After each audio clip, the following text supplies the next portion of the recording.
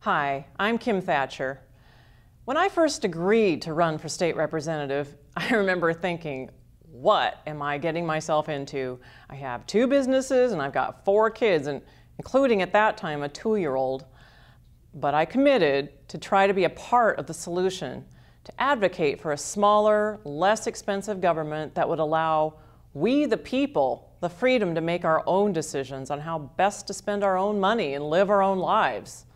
You know, it's one thing to gripe about the way the state is run, how ODOT makes every project cost way more than it ought to, or how it takes so much time for people to navigate the confusing labyrinth of state regulation.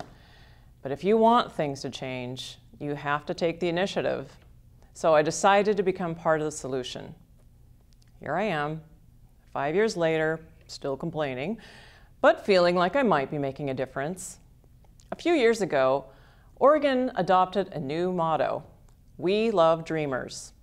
And I believe that the people of Oregon do love dreamers, the risk takers and entrepreneurs who invest in the state and create jobs. The biggest obstacle, unfortunately, for those dreamers here in Oregon is the punitive attitude of government. From the corner hot dog stand to Oregon's own Nike, which was started as a guy selling shoes out of his trunk, entrepreneurs are the dreamers who drive this economy in this state.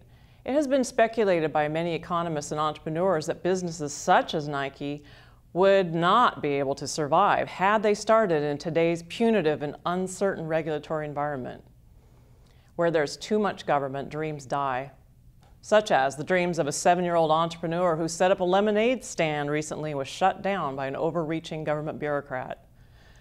When there's too much government meddling in the economy, it creates uncertainty, and it gives people little incentive to invest and take risks. And when that happens, businesses wither, they lay off workers, they file for unemployment, and they're no longer paying taxes. The demand for many human services escalate, while revenues to support those services decline. In short, dreams die. On the other hand, where there's a friendly business environment, dreams can be realized. Thriving businesses hire employees who pay taxes that go to support essential government services. In our own family budgets, we provide for our own essentials first before purchasing luxuries. And, for example, who would pay for a family vacation before paying for housing and food and utilities?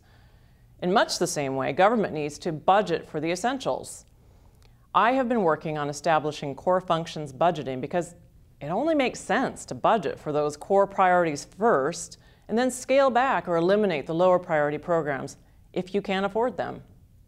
You know, I've been there for 3 sessions, and it's the same thing every time. They pass the budgets for everything under the sun. Education is one of the last things funded. Surprise, surprise. There's never enough money left over to fund it, and it ends up becoming a political pawn. That makes about as much sense as sitting down with your kids and planning on what video games you're going to buy before making sure you have enough money to pay for food. It's pretty dumb. Instead, it makes sense to fund priorities first, limit the growth of programs at a sustainable level, set aside part of the budget for the future. Had we enacted a meaningful rainy day fund when our economy was booming, as suggested by Republicans, instead of spending every surplus dime and then some, we would not now be relying on federal bailouts that are going to hurt our state in the long run. Those federal dollars are only helping perpetuate a problem, making it harder to solve as time goes on. Finally, I want you to know that Democrats and Republicans are not always at war with one another. Last session, I worked across the aisle to get a budget transparency website started. We found common ground. The legislators on one side of the aisle wanted to show the people everything that government was doing for them. And people on my side of the aisle wanted to show the government, or show the people what government was costing them. The common ground? Well, both sides wanted to show the people.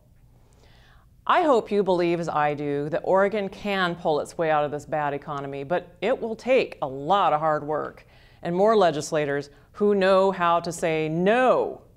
No to frivolous spending and no to government overreach and overregulation. As a mother of 4, I have a lot of experience saying, no, we can't afford that.